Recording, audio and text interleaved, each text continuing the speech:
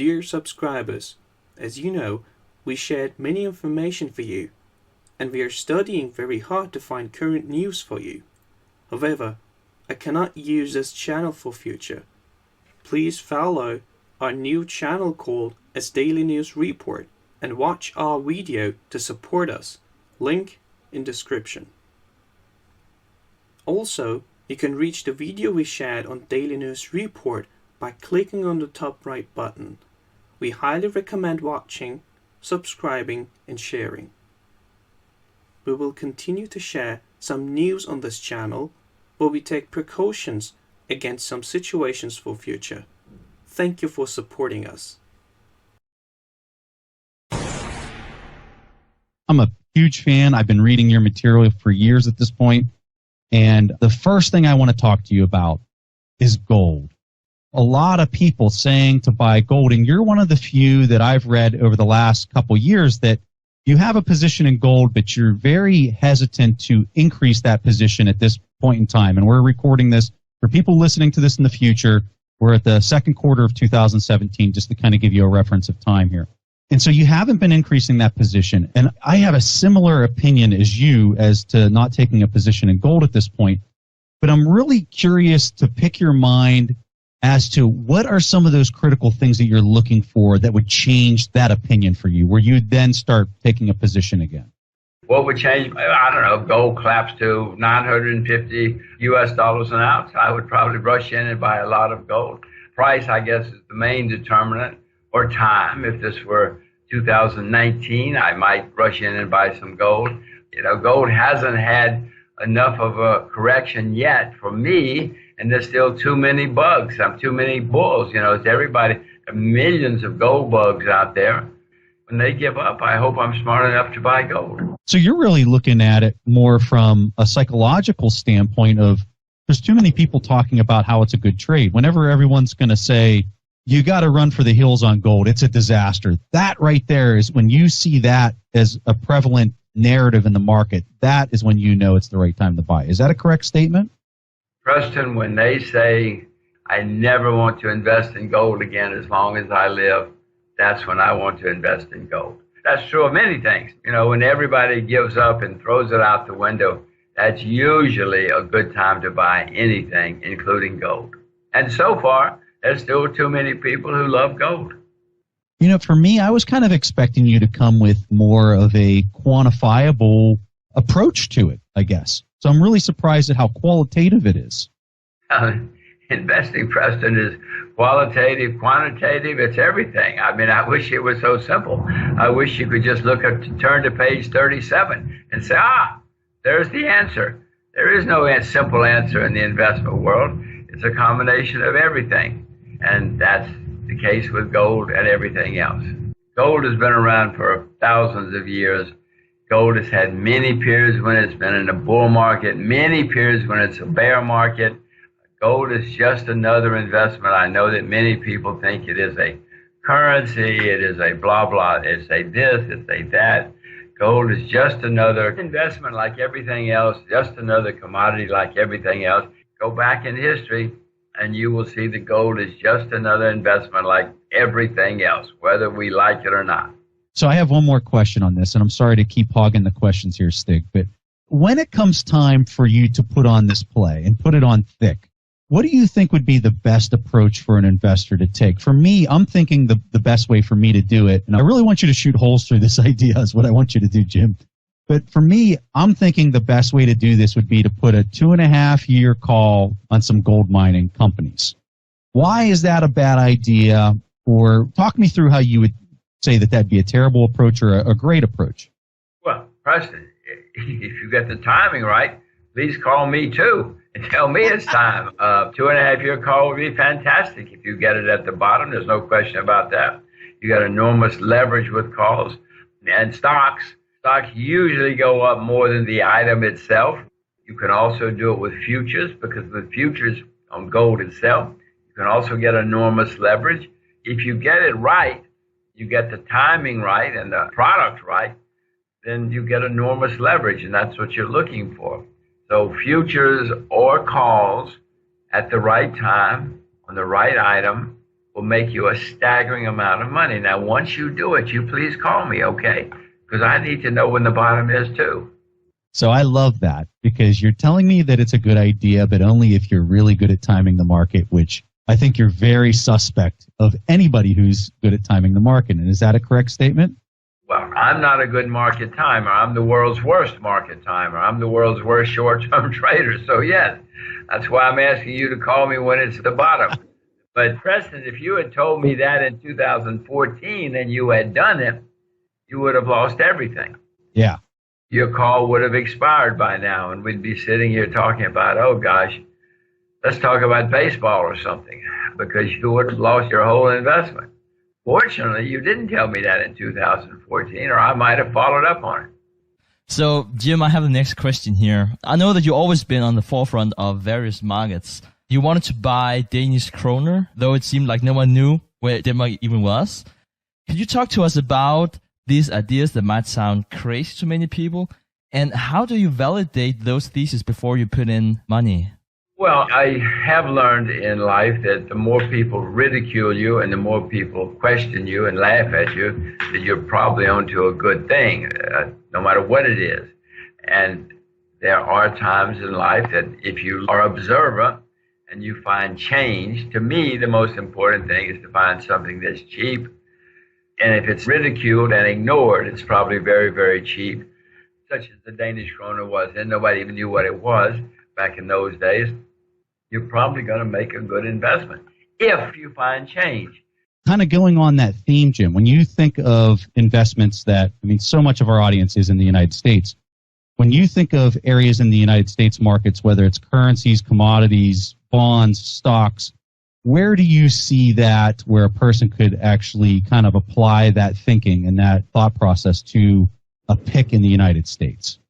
Well, you look out the window, you look at the market, you read the newspapers, you watch the investors' podcast, whatever. Wherever you see that people are down on something and it's depressed, then there may be an investment opportunity there.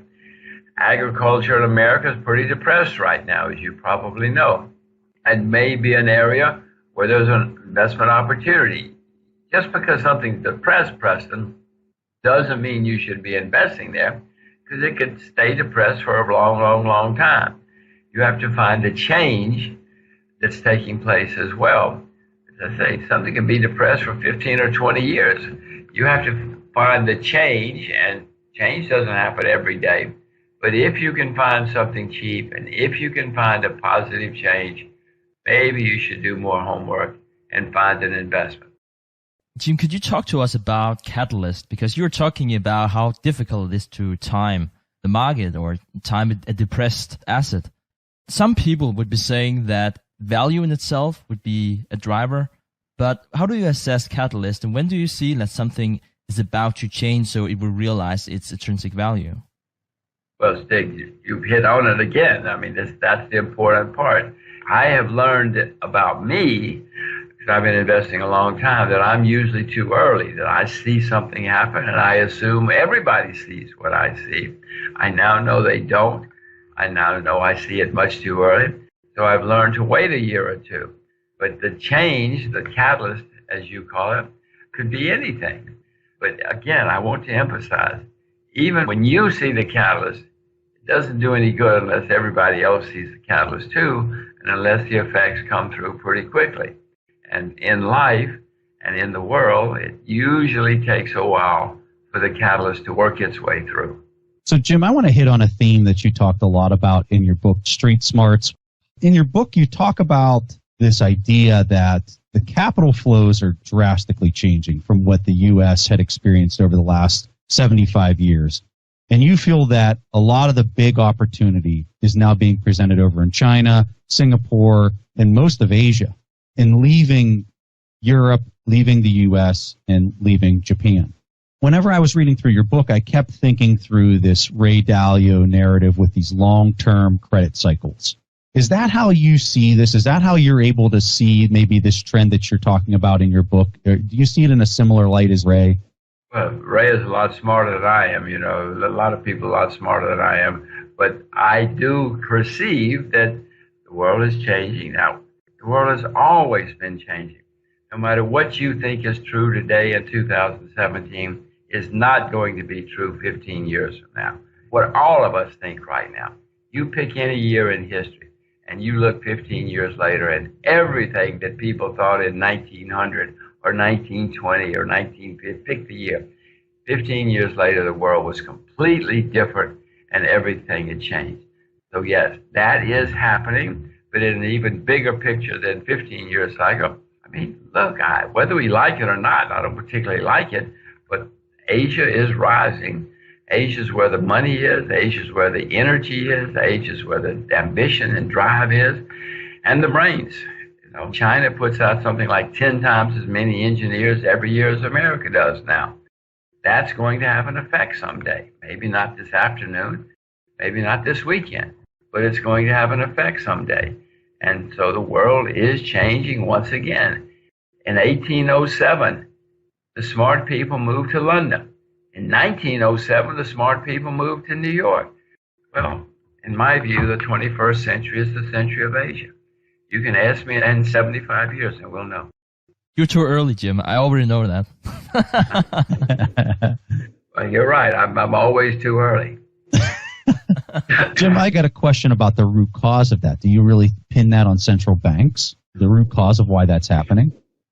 First of all, in the historical context, we haven't had central banks for most of history.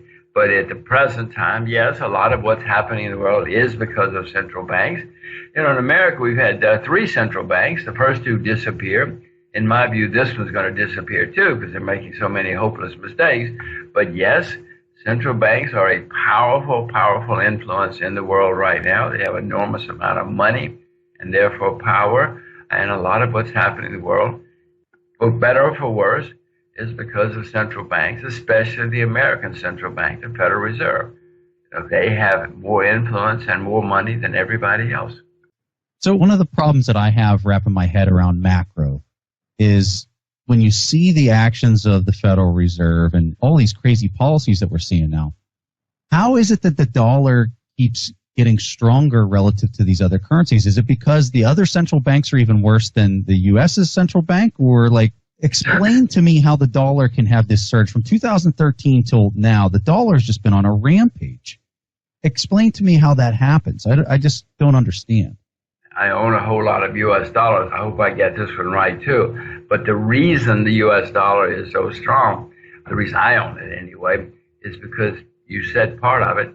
The others are so bad. They're so hopeless. I mean, the Japanese central bank, the guy said, the head of the central bank said, we will print unlimited, that's what he said, unlimited amounts of money if we have to. Well, I mean, anybody thinking about the Japanese yen has to think about unlimited amounts of money, and Japan has staggering internal debts, huge internal debts. But you look at the euro, I mean, the euro is a wonderful concept, but the execution has been hopeless. So you look around the world and there are not many alternatives. Now, the U.S. dollar's got horrible, horrible problems. It's a terribly flawed currency. But, Preston, when people think about safe havens, the first thing they think of is the U.S. dollar for historic reasons. And second of all, then they look out the window and they say, well, I don't want to buy euros, I don't want to buy yen, etc. So the U.S. dollar is a place that people put money. What's going to happen is the dollar's going to get overpriced. It might even turn into a bubble as the turmoil gets worse and worse. At that point, I hope I'm smart enough to sell my U.S. dollars and buy something else. Jim, just another question about this and how it occurs. Because this is hard to really find a lot of easy to understand writing on this and how it kind of unfolds.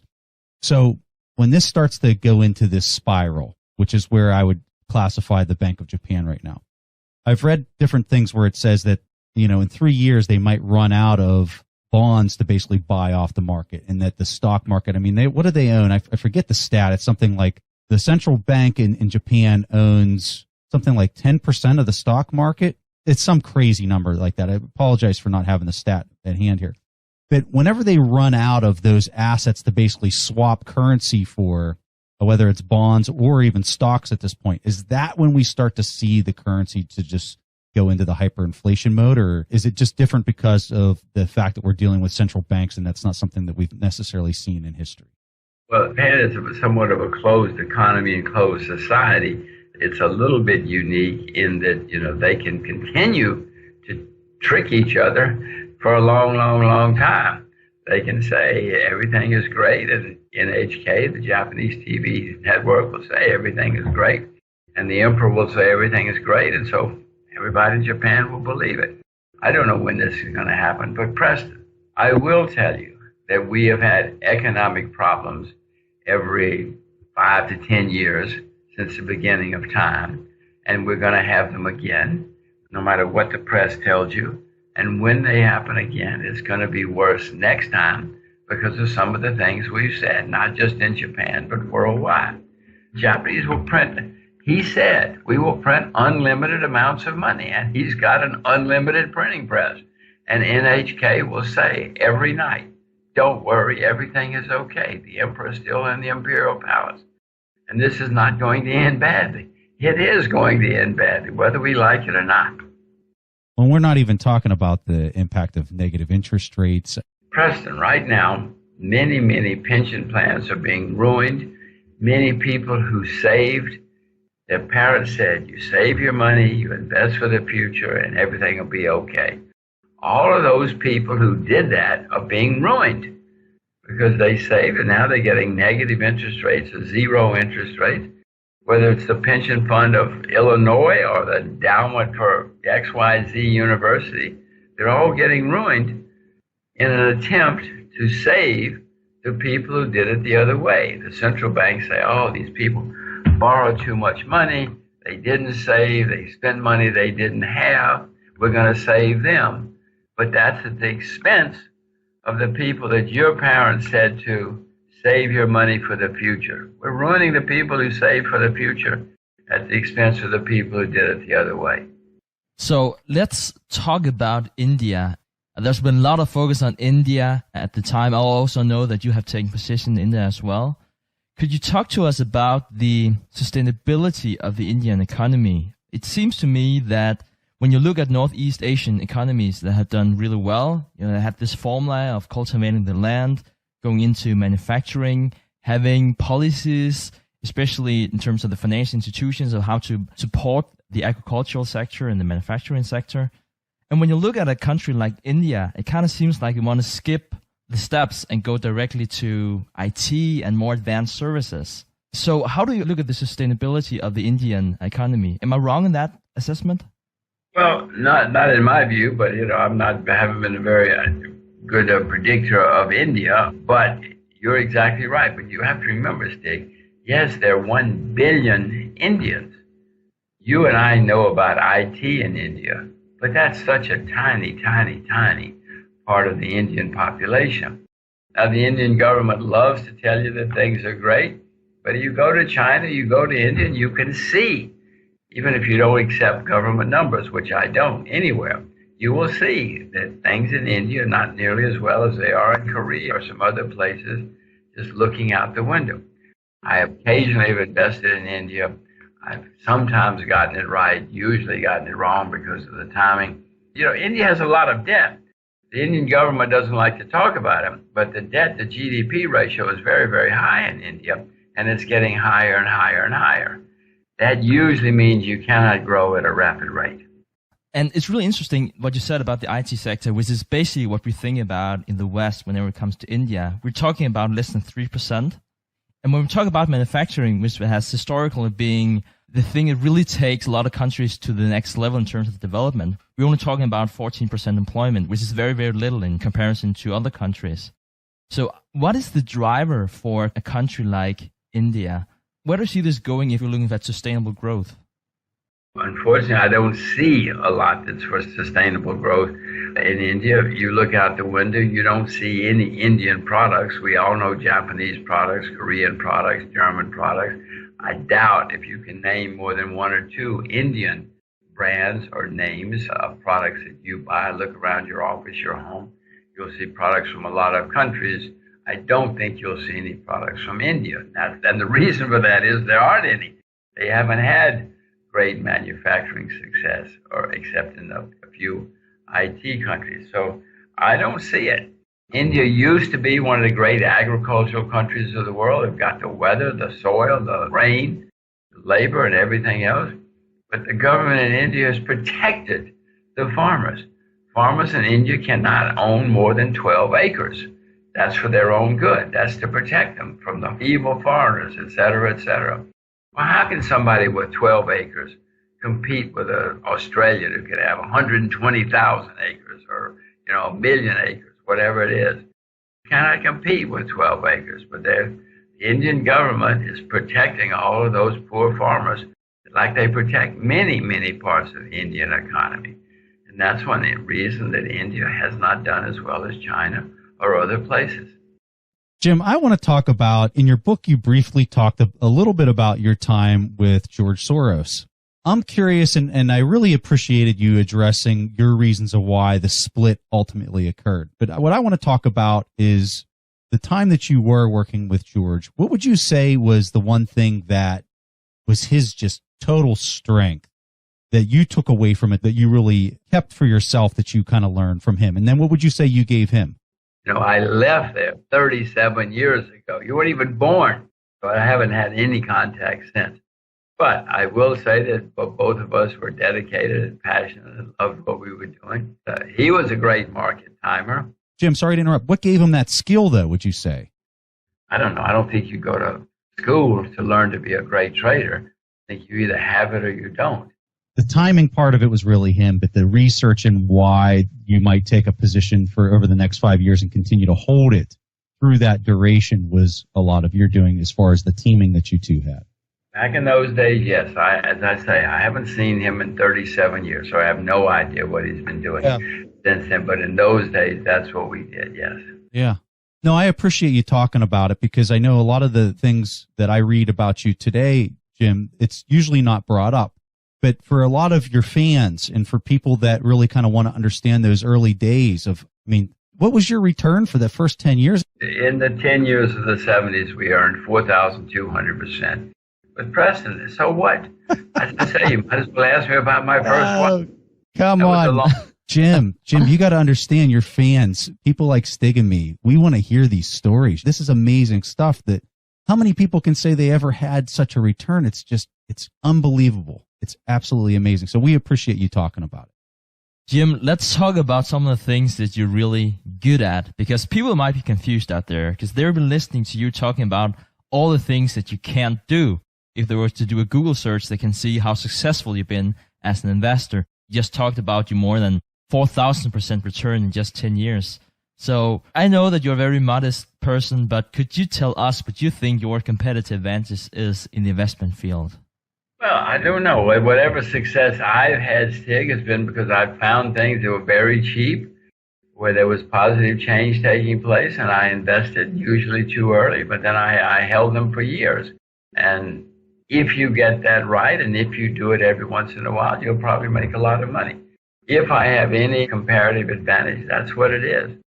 That for some reason I can see things changing, usually too soon, but then if I get it right, I make some money. I make a little bit of money when I get it right. Would you say these guys that are really good at the timing are very focused on the price action, or are they really focused on the news, or is it a combination of both? Well, the price action is because of the news nearly always. When you see the news, the disasters happening, it usually leads to price action. And Mike or Roy or whoever they were had the sense to figure out, this is a buying opportunity. I love to see disaster because disaster, I know, usually leads to opportunity too. But I'm not a short-term trader. If I see disaster, then I start thinking, okay, now what do I do? How do I check this out? Where do I go to find the opportunities? So, Jim, I want to talk about an article I read back in December of 2015. And I was reading this article by this guy. His name is Jim Rogers. And Jim Rogers was recommending a ticker called SJB. And it's a high-yield bond short. And at the time I was reading this article, and I said, that is a recommendation that makes sense to me. And this is something I've got to do. And I'm not a guy that likes to short the market at all. I came on the podcast back in December of 2015, and I talked about this position. And I have to acknowledge, I did not give you credit for the idea on the show, but now you are getting credit, which the position has gone down. Since I put that on, it's gone down about 10%, I'd say, from whenever I bought it. And to this day, I still have this position because I still think it's a good position to have on, because I think that the high yield bond market's, ripe for explosion. It's so exciting for me to ask you this question because, I don't have a really big position on this. I just thought it was a unique idea. It was kind of fun to talk about on the show. I still get emails from people to this day about that position and whether I still have it on. And I answer, yes, I still have it on, and I sleep well with the position on, even though it's gone down 10%. I want to hear your thoughts on this position. Preston, I told you, don't listen to me for market timing. I'm coming to you for market timing, for goodness sake. I have learned that I see something and I have to wait a year or two. Well, then we got to wait some more. I certainly own the position because I know, like you, that the junk bond market is going to totally disintegrate someday. But I'm hopeless at market timing. I still have it on. I still have mine on, too.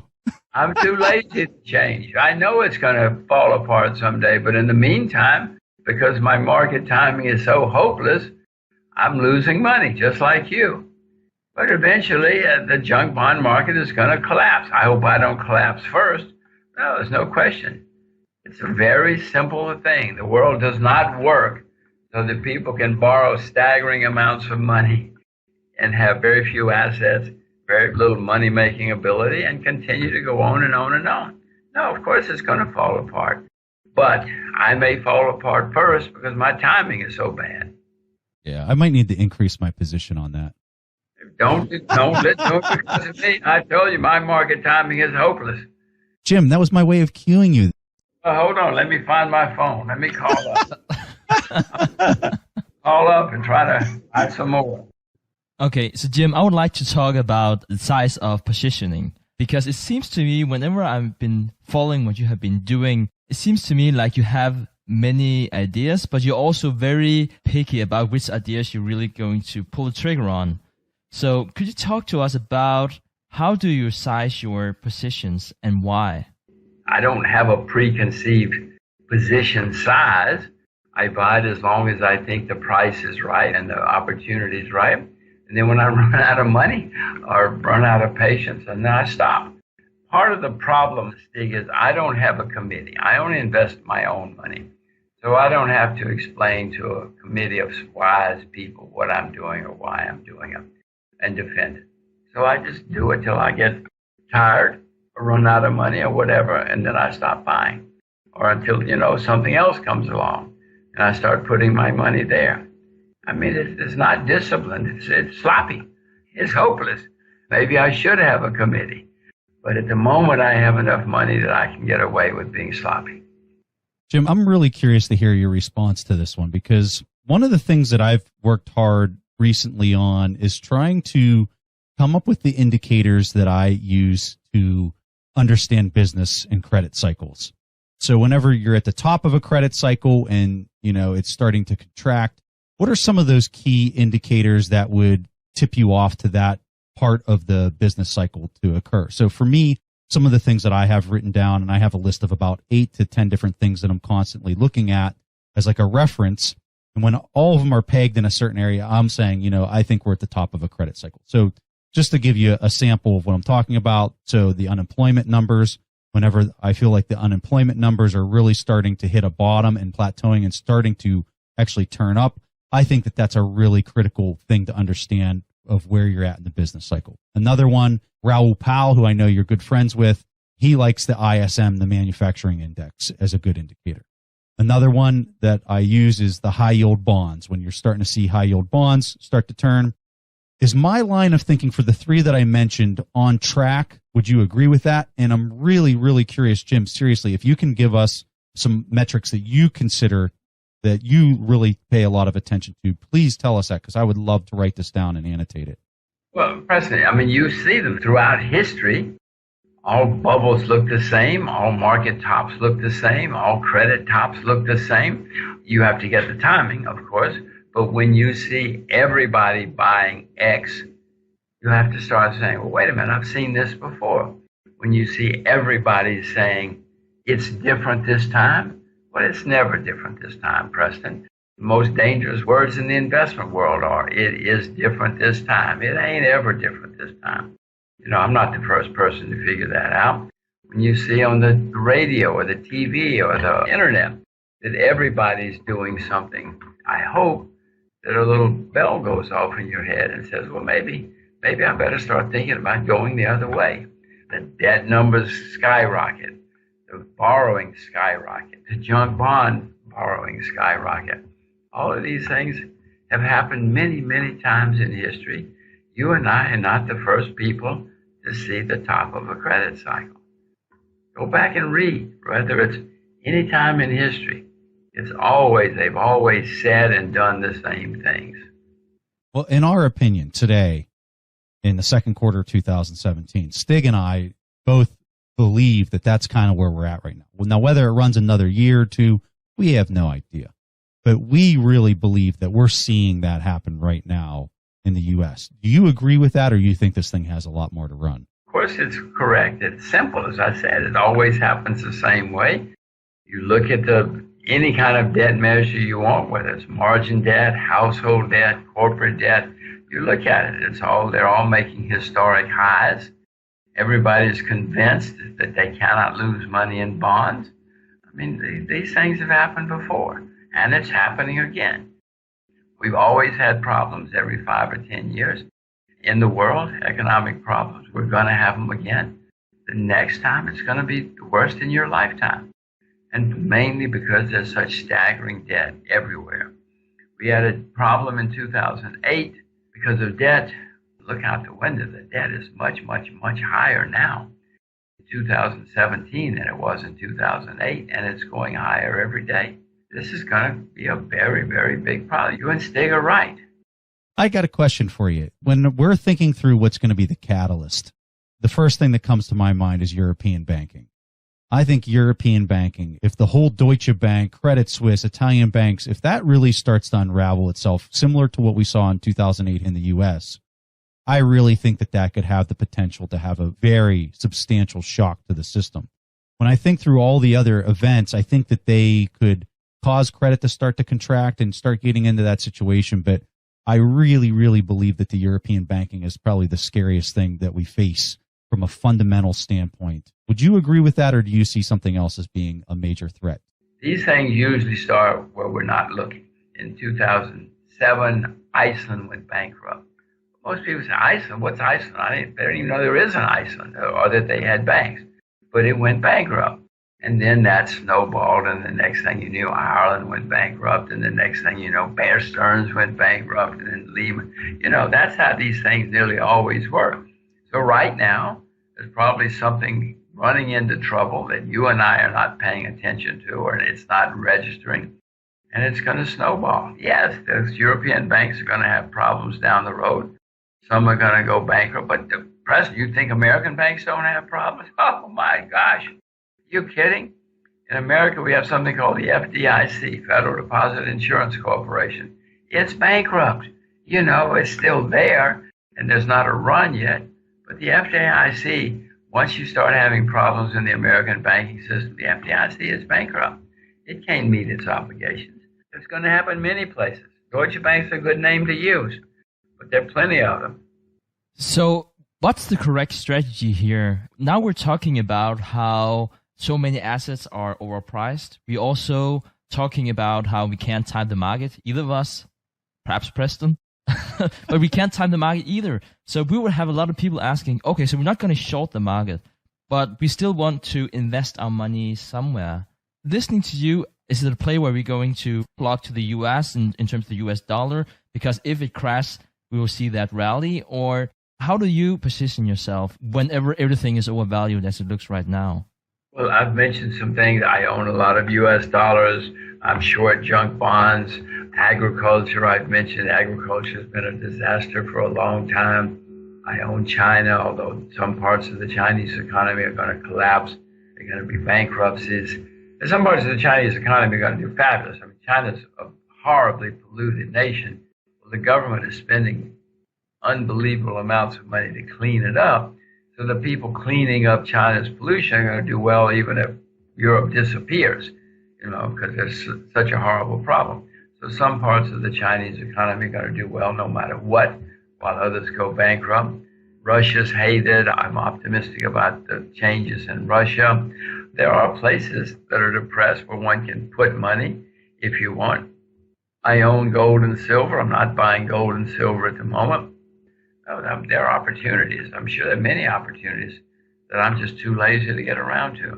All right. So, Jim, we seriously cannot thank you enough for coming on the show. As big fans of yours, we are just so honored to have you here. I'm starstruck talking to you. So this is really exciting. I want to tell our audience the 2 books of yours that I have read is Investment Biker and Street Smarts. Just fantastic reads. If you want to get a glimpse of what it's like to go country by country around the world on a motorcycle, some of the stories of, crashing and not having the parts and oh my gosh, just unbelievable stories. If you want to be entertained and you're interested in investing at the same time, you'd be crazy to not pick up his book, Investment Biker. But Jim Rogers, thank you for coming on The Investors Podcast. We were honored. Thanks, Dick. Thanks, Preston. I hope we can do it again someday. Thank you, Jim. We'll definitely take you up on that offer. All right, guys, that was all that Preston and I had.